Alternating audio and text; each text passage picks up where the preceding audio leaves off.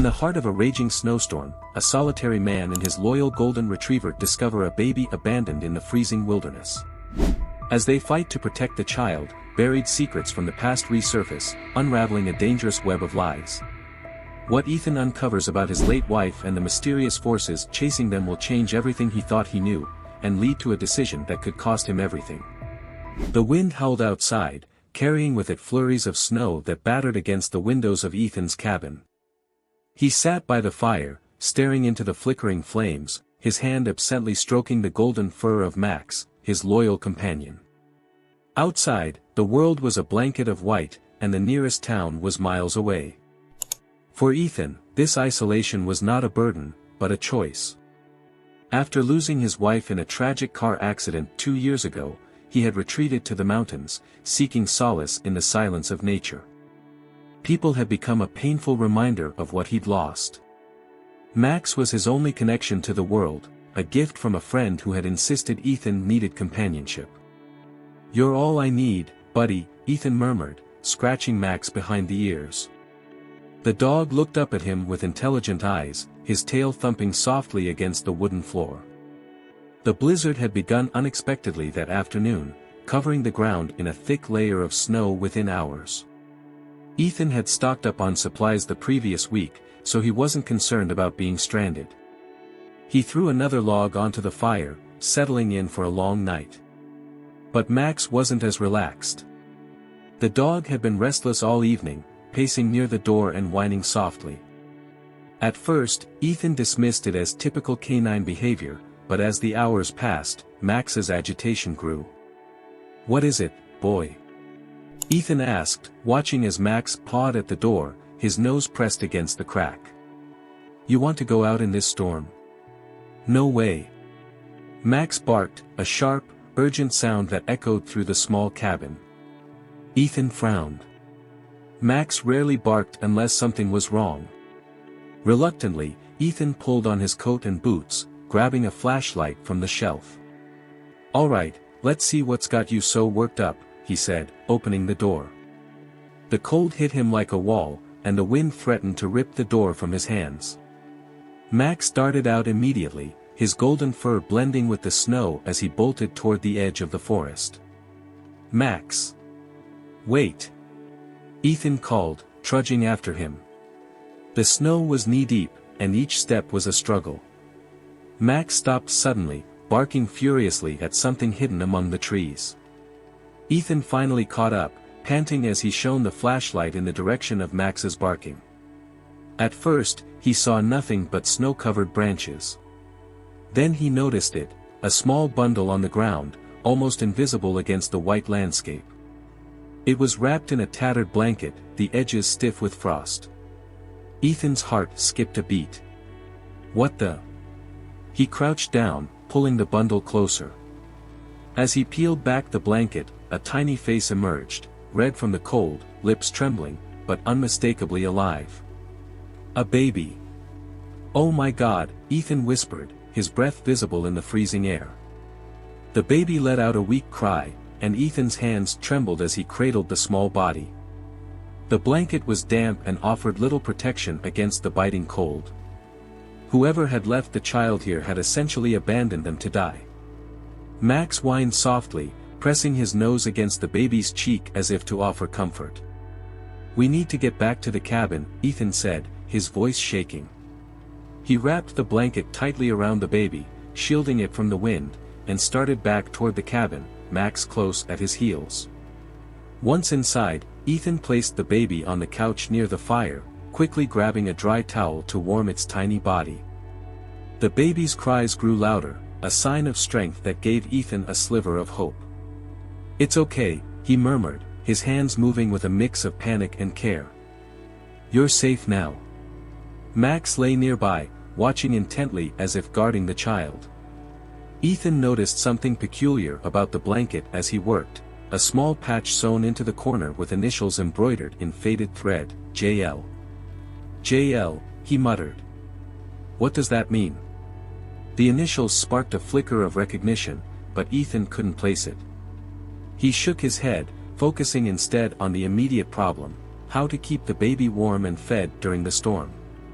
Ethan searched the cabin, finding a small can of powdered milk left over from an old camping trip. He prepared a makeshift bottle, grateful that the baby drank eagerly despite its ordeal. As the fire crackled, Ethan sat on the floor with Max, his back against the couch where the baby now slept peacefully. "What kind of person leaves a baby out in the snow?" he asked aloud, his voice heavy with disbelief. Max rested his head on Ethan's lap, as if offering silent comfort. The storm raged on outside, the wind howling like a warning. Ethan couldn't shake the feeling that this was only the beginning of something much bigger. The storm intensified overnight, transforming the world outside into a blinding sheet of white.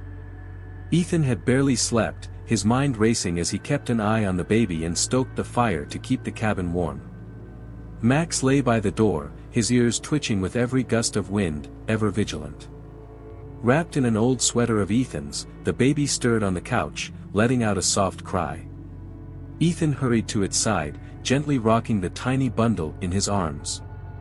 "You're okay," he murmured, though he wasn't sure if he was trying to reassure the child or himself. Max patted over, his nose brushing against the baby's cheek. The gesture seemed to calm the infant, whose cries quieted to a whimper. Ethan smiled faintly. "Guess you're better at this than I am, huh?" As the morning wore on, Ethan searched for ways to care for his unexpected guest. He found an old kettle and boiled water to sterilize the makeshift bottle he had assembled the night before. The powdered milk wasn't ideal, but it was better than nothing. While the baby drank, Ethan's mind raced with questions. Who had left the child in the snow? Why?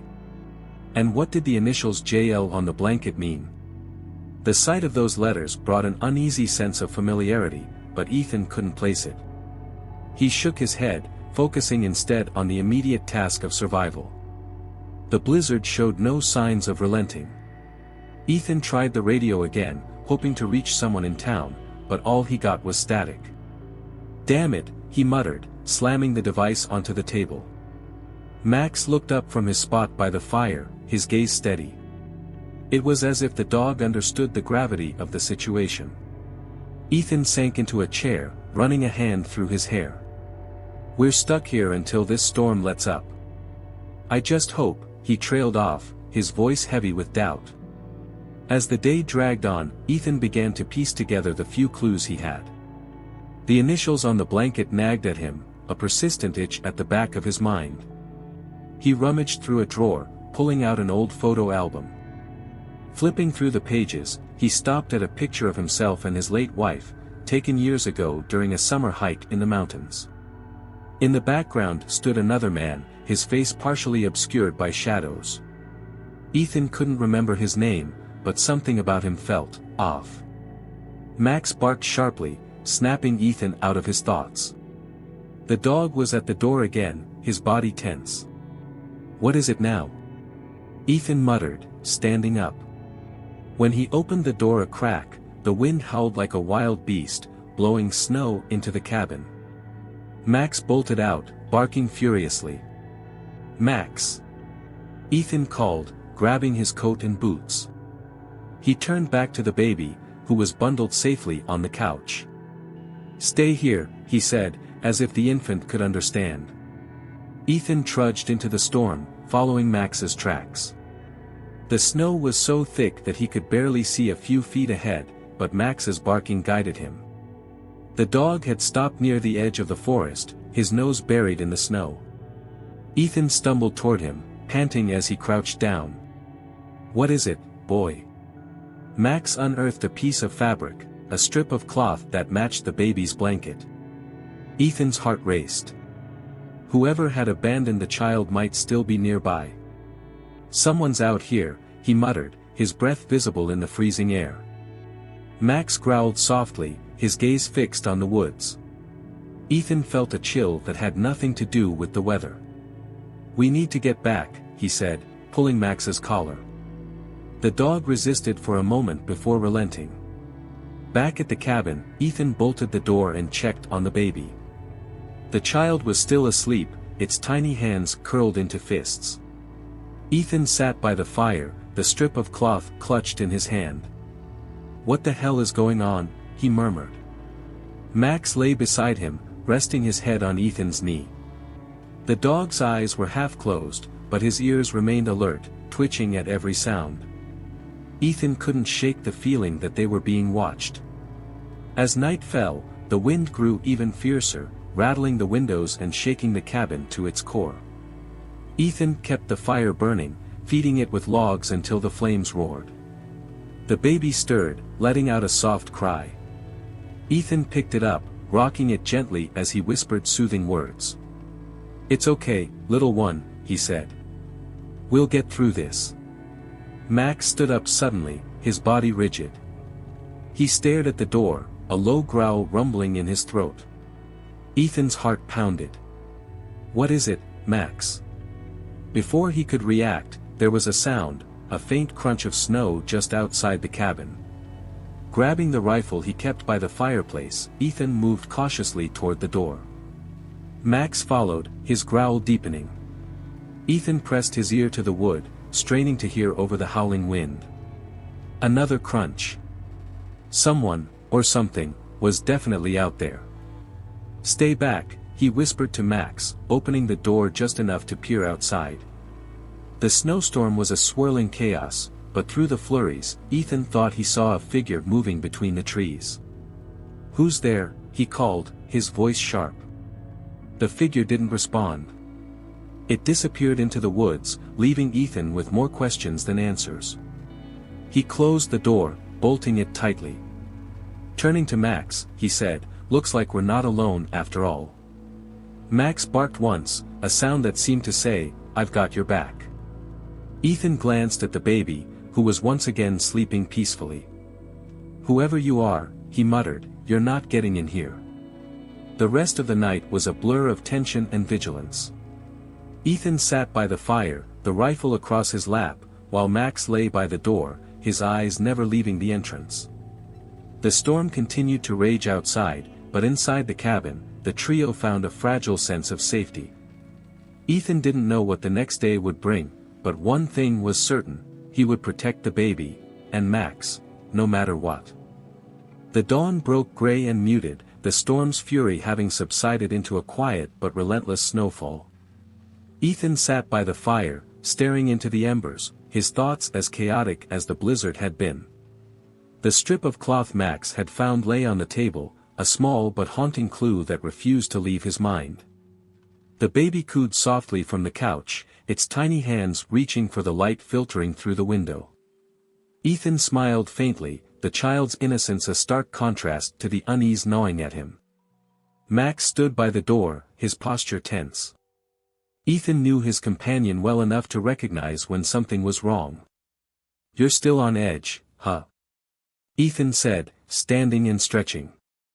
He walked to the door, peering outside. The snow was thick, but visibility had improved. The forest loomed in the distance, quiet and still. Too quiet. After bundling the baby in layers of clothing and securing it in a makeshift sling, Ethan grabbed his coat and rifle. He couldn't shake the feeling that staying in the cabin wasn't safe anymore. "Come on, Max," he said, opening the door. The golden retriever trotted out eagerly, his nose to the ground. The trio moved cautiously through the snow, Ethan's boots crunching loudly in the silence. Max led the way, his movements purposeful as he sniffed the air. "Where are you taking us, buddy?" Ethan murmured. They reached the edge of the forest, where Max stopped suddenly, barking sharply. Ethan squinted, following the dog's gaze. At first, he saw nothing but snow-covered trees, but then his eyes caught a faint trail, shallow indentations leading deeper into the woods. "Tracks," Ethan said under his breath. The tracks were uneven, as if whoever had made them was in a hurry. Ethan followed them cautiously, his grip tightening on the rifle slung over his shoulder. The baby stirred in the sling, letting out a soft cry. "It's okay," Ethan whispered, adjusting the sling to shield the child from the cold wind. Max barked again, his tail wagging as he darted ahead. Ethan quickened his pace, his heart pounding. The tracks led to a clearing, where a small, dilapidated structure stood, a barn, its roof partially caved in under the weight of the snow. "Is this what you found, Max?" Ethan asked, approaching the barn. The dog sniffed around the entrance, his ears perked. Ethan pushed the creaking door open, stepping inside cautiously. The barn was cold and damp, its interior dimly lit by the weak morning light streaming through cracks in the walls. Ethan's breath hung in the air as he scanned the space. Hay was scattered across the floor, and old tools rusted in the corners. Max sniffed furiously, moving toward a stack of crates. He barked, pawing at the base of one of them. "What is it, boy?" Ethan knelt down, prying the crate away from the wall. Behind it, tucked into a hollow in the wooden planks, was a small metal box. Ethan opened it carefully, his brow furrowing as he pulled out its contents, a bundle of papers and an old photograph. The photo made his stomach churn. It was of him and his wife, taken years ago on a hike. In the background stood a man Ethan didn't recognize, his face partially obscured by shadows. "What the hell?" Ethan muttered, flipping the photo over. Written on the back were the initials JL. The same initials as on the baby's blanket. Ethan rifled through the papers, his pulse quickening as he read snippets of notes and diagrams. One page caught his eye, a crude map of the area, with a location circled in red. "Coordinates," he said, tracing the lines with his finger. The circled spot wasn't far from the cabin, nestled deep within the forest. Ethan's gut told him it was important, though he didn't know why. Max barked again, this time sharply, drawing Ethan's attention. The dog stood at the entrance to the barn, his body tense. "Someone's here," Ethan whispered, clutching the rifle as he moved to the door. Outside, the forest was eerily quiet, but Ethan's eyes scanned the tree line, searching for movement. Then he saw it, a figure slipping between the trees, barely visible through the falling snow. "Hey!" Ethan shouted, raising the rifle.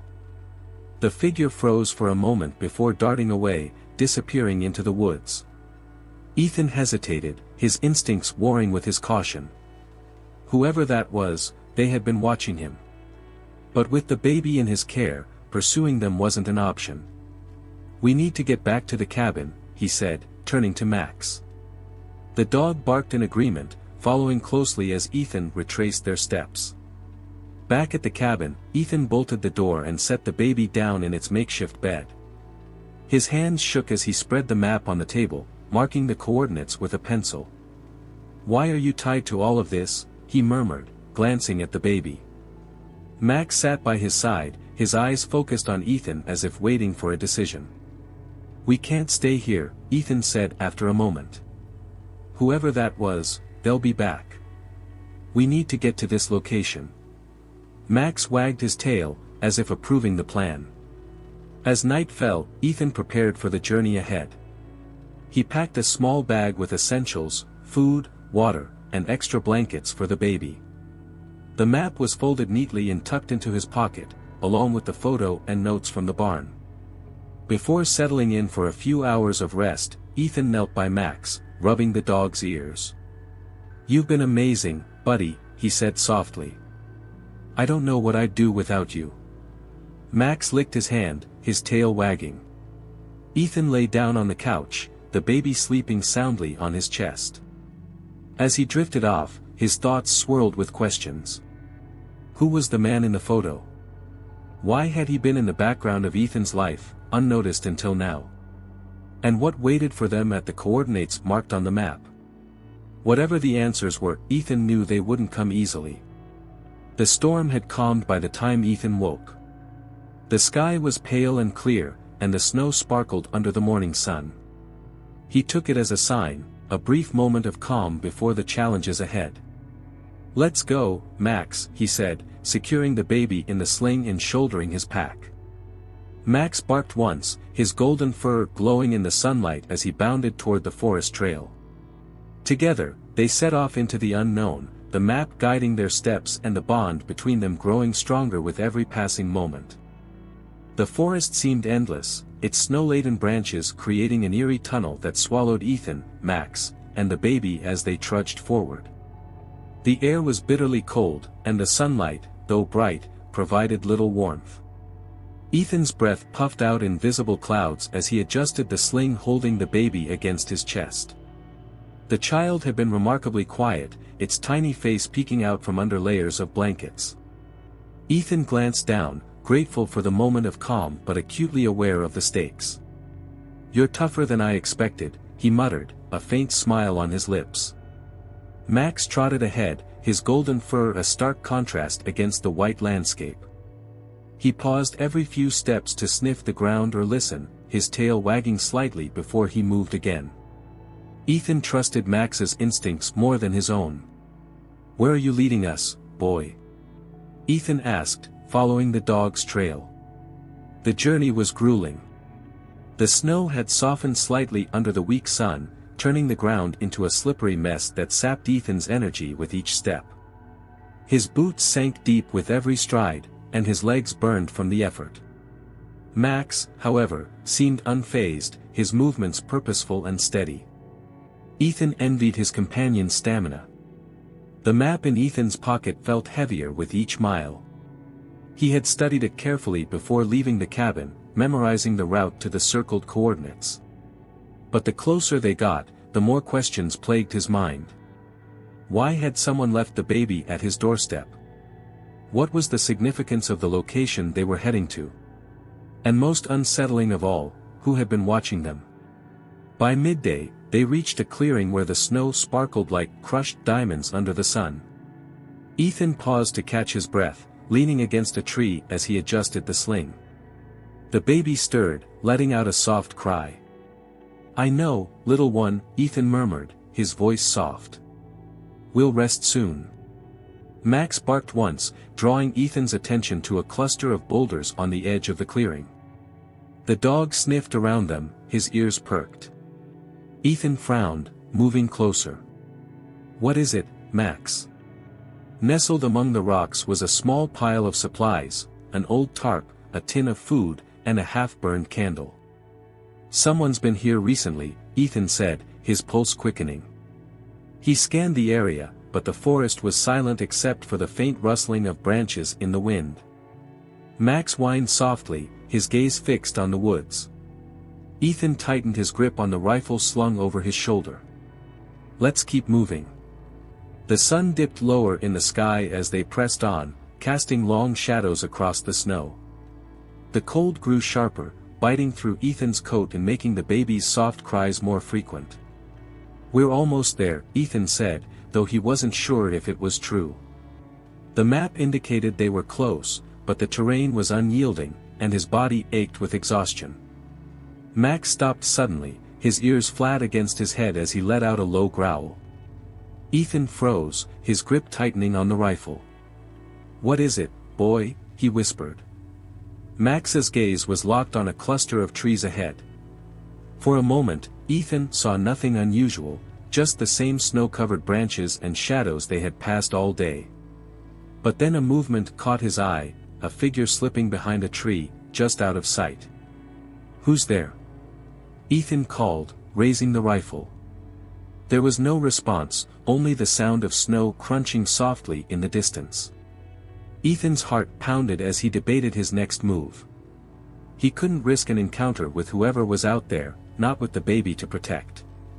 "Come on, Max," he said, his voice low. The dog hesitated before following, his body tense as they continued their trek. As darkness began to fall, they finally reached the coordinates marked on the map. Ethan stopped, his breath catching in his throat as he took in the scene before him. Nestled in a rocky hillside was the entrance to a cave, partially obscured by snow and vines.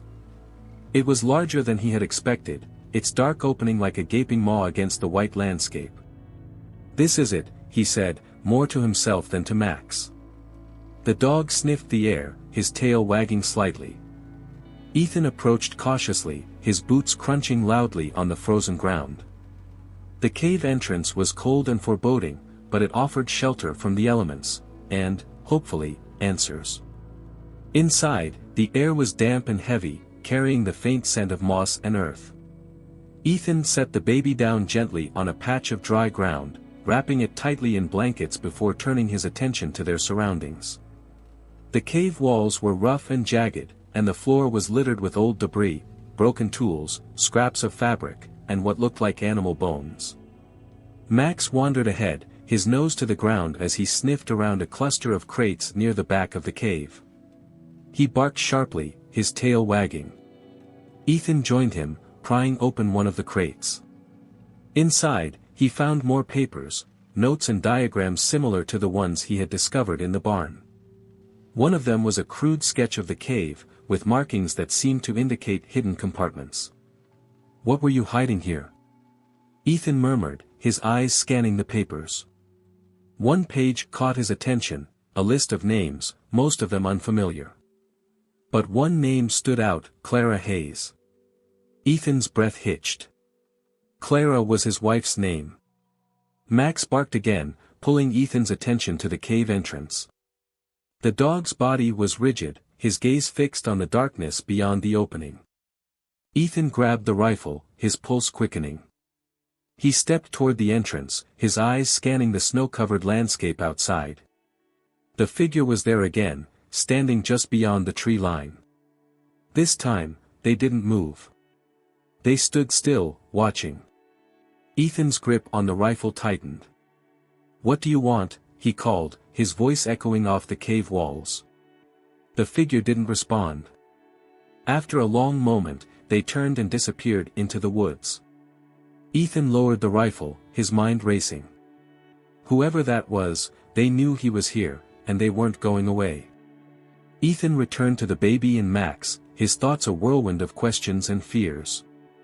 The papers, the cave, the figure in the woods, it was all connected. But how? He looked down at the baby, its tiny face peaceful in sleep. "Who are you?" he whispered. Max lay beside him, his eyes steady and calm despite the tension in the air. Ethan reached out to rub the dog's ears, finding comfort in the familiar gesture. "Whatever's coming," he said softly, "we'll face it together." As the wind howled outside and the cave grew colder, Ethan stoked a small fire, its flickering light casting shadows on the walls. He knew the journey was far from over, but for the first time in days, he felt a glimmer of determination. They had come this far. There was no turning back now. The fire's dim glow flickered against the jagged walls of the cave, casting long, shifting shadows. Ethan sat with his back against the stone, the rifle across his lap, his senses heightened. Max lay beside him, his golden coat shimmering in the firelight, his ears twitching at every sound. The baby stirred in its makeshift bed of blankets, letting out a soft coo. Ethan glanced down, his expression softening briefly before the weight of their situation returned. The figure in the woods had been watching them, tracking them.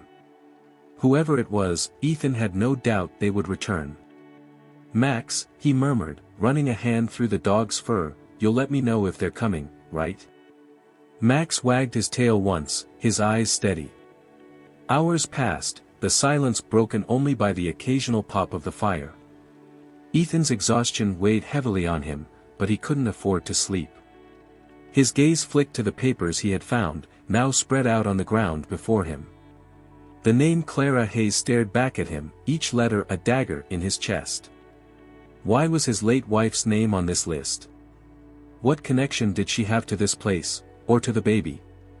Ethan traced his finger over the map, his brow furrowing as he studied the markings. One section of the cave was circled, but he hadn't explored it yet. "Max," he said, pushing himself to his feet, "stay here with the baby.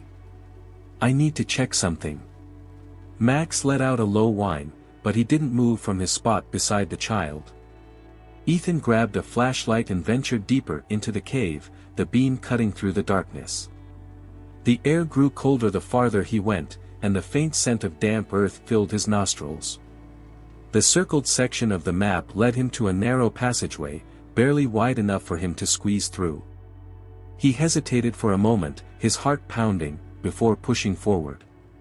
The passage opened into a small chamber, and what he saw there made his blood run cold. In the center of the room was a makeshift altar, constructed from stones and covered with strange symbols carved into the surface. Around it were more papers, jars filled with unidentifiable substances, and photographs. Ethan stepped closer, his hands trembling as he picked up one of the photos. It was of Clara. She was smiling, her arm draped around Ethan during a hike years ago. "What the hell is this?" he whispered, his voice echoing off the walls. Before he could process what he was seeing, a noise from the main chamber of the cave snapped him back to reality. Max was barking, fiercely, urgently. Ethan dropped the photo and sprinted back through the passageway, his flashlight bouncing wildly. "Max," he called, his voice echoing. When he reached the main chamber, his worst fears were confirmed. The figure from the woods was there, standing just inside the entrance.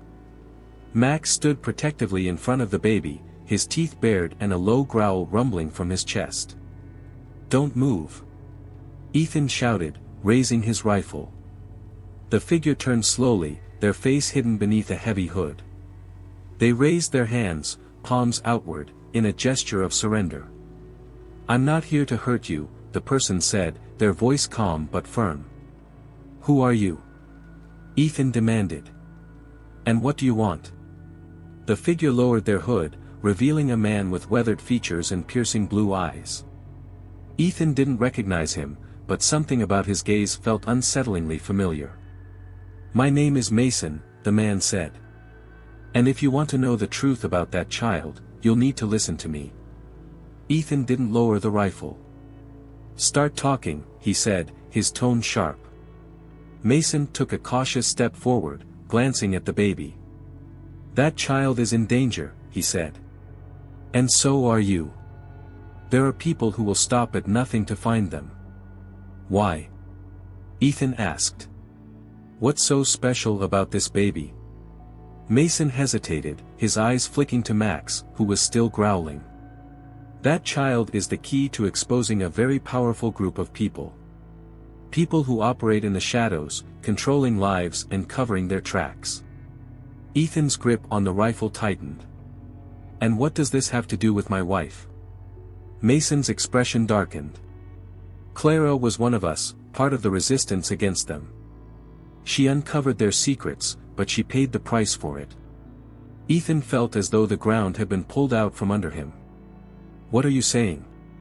That her death wasn't an accident?" Mason shook his head.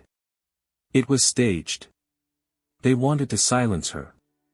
And now they want to silence that baby." Ethan's mind reeled as he processed Mason's words. The weight of it threatened to crush him, but he forced himself to focus. "If what you're saying is true," Ethan said, "then why should I trust you? How do I know you're not one of them?" Mason reached into his coat pocket slowly, pulling out a small envelope. He tossed it onto the ground between them. "Open it," he said. Ethan hesitated before bending down to pick it up, keeping the rifle trained on Mason. Inside was a photograph of Clara, holding the same baby Ethan had found in the snow. His hands shook as he stared at the image. "Why didn't I know about this?" "She was protecting you," Mason said. "She knew that if you got involved, you'd be a target too." Before Ethan could respond, the sound of distant footsteps echoed through the cave. Mason's expression turned grim. "They're here," he said. "Who?" Ethan demanded. "The people I warned you about," Mason replied, his voice low. "We need to leave. Now." Ethan looked at Max, who stood ready, his tail stiff and his ears perked. The baby let out a soft cry, as if sensing the tension in the room. "We're not going anywhere until I know this kid is safe," Ethan said. Mason nodded. "Then follow me. I know a way out." As they prepared to leave, Ethan grabbed the papers and map from the floor, shoving them into his pack. Max stayed close to the baby, his protective instincts on high alert. "Stick together," Mason said, leading them toward a hidden exit at the back of the cave. Ethan didn't know if he could trust Mason, but with danger closing in, he had no choice. Whatever lay ahead, he was determined to protect the baby, and uncover the truth about Clara's death. The hidden passage Mason had led them through opened into a narrow ravine, shielded from the wind by towering rock walls. Ethan carried the baby in one arm, his other gripping the rifle as he scanned their surroundings. Max trotted close to his side, his ears twitching at every sound. "Where are we going?" Ethan asked, his breath visible in the cold air. "There's an outpost a few miles from here," Mason replied, his voice low. "It's safe, for now." Ethan didn't trust him, but the desperation in Mason's tone, and the urgency of their situation, left little room for argument. The crunch of footsteps behind them sent a spike of adrenaline through Ethan. He glanced back, but the ravine was empty, save for their tracks in the snow.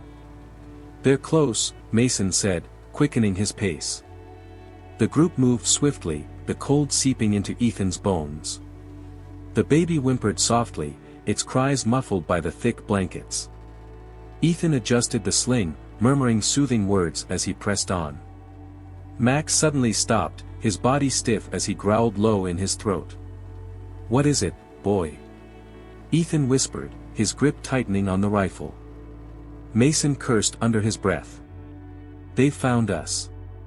Before Ethan could react, a figure emerged from the shadows, blocking their path. Another appeared behind them, cutting off their retreat. "Hand over the child," one of them demanded, their voice cold and unyielding. Ethan raised his rifle, his heart pounding. "Not a chance." The men stepped closer, their movements slow and deliberate. Mason positioned himself between Ethan and the attackers, drawing a small blade from his coat. "We don't have to do this," Mason said, his tone calm but firm. But the men weren't interested in negotiation. One lunged toward Ethan, and chaos erupted. Max sprang into action, barking ferociously as he leapt at one of the attackers. The man stumbled back, trying to fend off the dog's powerful jaws.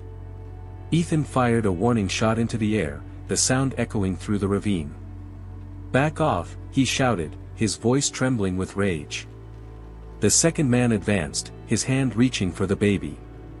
Ethan swung the rifle, striking him across the chest and knocking him to the ground. Mason moved with surprising speed, engaging the first attacker with a flurry of precise strikes. Max continued to snarl and snap, driving the man further away from Ethan and the baby.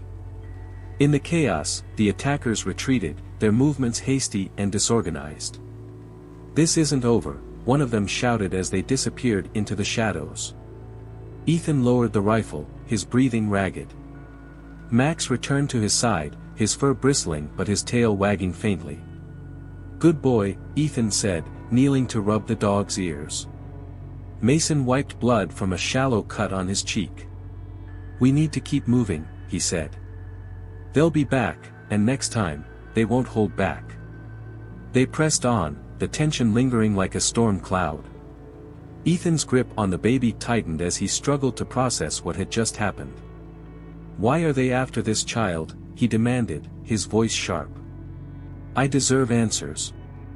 Mason hesitated before speaking. The baby's mother, Clara, uncovered something, proof of their operations. The kind of proof that could bring them down. They'll do whatever it takes to keep that from happening. Ethan's stomach churned. "And you knew about this? You knew what she was involved in?" "I tried to warn her," Mason said, his voice heavy with regret. "But she wouldn't stop.